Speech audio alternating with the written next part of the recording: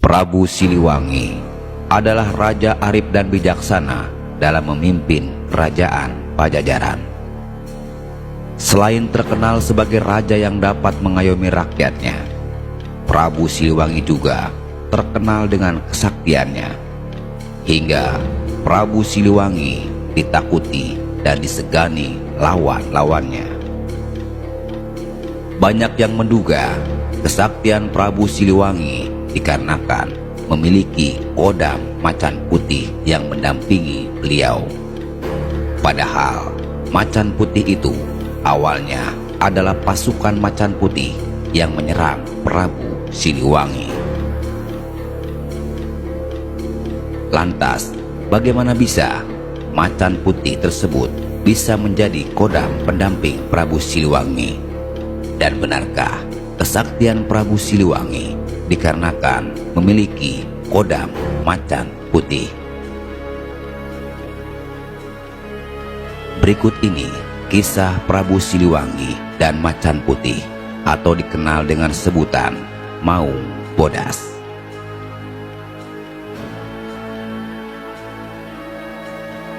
Kisah diawali dengan perjalanan rutin Prabu Siliwangi ke sejumlah wilayah untuk mengetahui perkembangan kehidupan rakyatnya.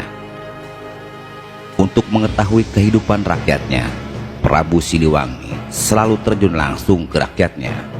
Tetapi kunjungan Prabu Siliwangi tidak pernah diketahui rakyatnya, karena Prabu Siliwangi selalu menyamar dengan tujuan tidak dikenali rakyatnya.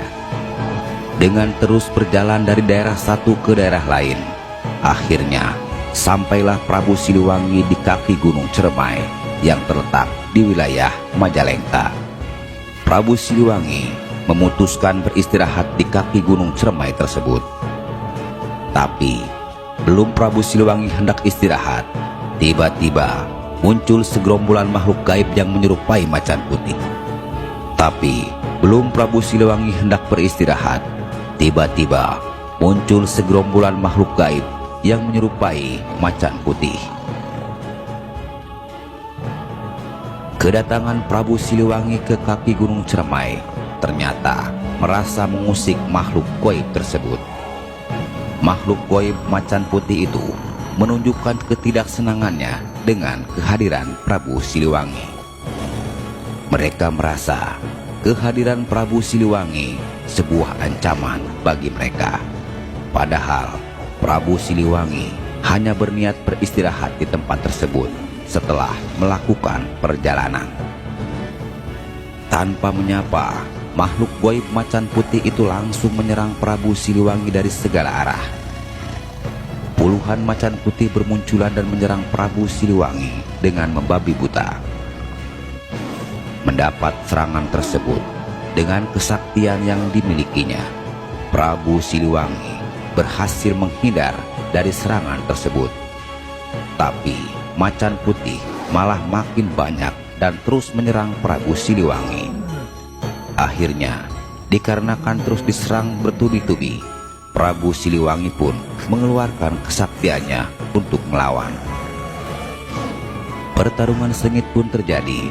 Beberapa kali puluhan macan putih berhasil dipukul mundur Prabu Siliwangi. Tapi macan putih tersebut kembali menyerang, bahkan semakin banyak berdatangan.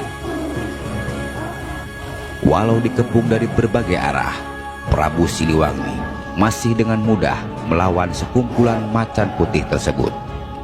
Bahkan puluhan macan putih berhasil dilumpuhkan. Karena semakin banyaknya macan putih berdatangan dan terus menyerang, akhirnya Prabu Siliwangi memutuskan untuk mengakhirinya dengan cara melumpuhkan semua makhluk gaib macan putih tersebut. Hanya dengan sekali hentakan, puluhan macan putih berhamburan dan terkapar tak berdaya. Melihat hal itu, Raja Macan Putih pun murka. Melihat anak buahnya semua terkapar tak berdaya. Dengan amarah yang membara, Raja Macan Putih itu pun langsung menyerang Prabu Siliwangi. Kali ini Prabu Siliwangi sedikit goyah dengan serangan Raja Macan Putih tersebut. Ternyata kesaktian Raja Macan Putih itu tidak bisa dianggap enteng. Pertarungan semakin sengit. Seluruh ilmu kedikjayaan Prabu Siliwangi sudah dikeluarkan. Namun Raja Macan Putih itu sedikit pun belum goyah. Bahkan Prabu Siliwangi beberapa kali terpental akibat serangan Macan Putih tersebut. Prabu Siliwangi yang merasa mendapatkan lawan berat akhirnya mengeluarkan ilmu batin yang dia miliki. Dengan memejamkan mata, Prabu Siliwangi mencari titik kelemahan dari Raja Macan Putih tersebut. Prabu Siliwangi yang memiliki ilmu batin tingkat tinggi berhasil melihat titik kelemahan dari Raja Macan Putih tersebut. Prabu Siliwangi menatap dengan mata tajam ke satu titik di atas kedua mata dari Macan Putih tersebut. Setelah itu, Prabu Siliwangi kembali mengeluarkan ilmu kesaktiannya. Kali ini, serangan Prabu Siliwangi mengarah pada satu titik kelemahan Raja Macan Putih itu. Dengan sekali hentakan, Prabu Siliwangi berhasil mengarahkan pukulannya dengan tepat di atas kedua mata Macan Putih itu. Dan seketika Raja Macan Putih itu pun terjungkal dan langsung menyerah kalah. Karena Macan Putih sadar kalau Prabu Siliwangi sudah mengetahui titik kelemahannya. Jika pertarungan dilanjutkan, pasti Raja Macan Putih tersebut tidak akan bisa mengalahkannya. Dengan bersujud dan menyerah kalah, Raja Macan Putih itu pun meminta kepada Prabu Siliwangi untuk menjadikan tuan dari mereka dan mengabdi kepada Prabu Siliwangi, sekaligus menjadi pendamping bagi Prabu Siliwangi. Dengan kesaktian Prabu Siliwangi ditambah dengan kesaktian Kodam Macan Putih yang menyatu dengan Prabu Siliwangi, kesaktian Prabu Siliwangi semakin susah untuk dikalahkan.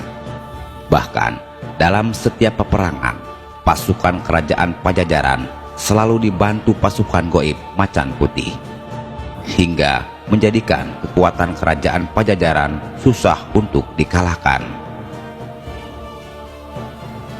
Dan konon, kerajaan Majapahit dengan Patih Gajah Mada yang ingin menaklukkan kerajaan seluruh wilayah, hanya kerajaan Pajajaran yang tidak bisa ditaklukkan. Padahal kerajaan Pajajaran adalah salah satu target Patih Gajah Mada sebagai kerajaan yang harus ditaklukkan dan menjadi kerajaan di bawah kepemimpinan Majapahit.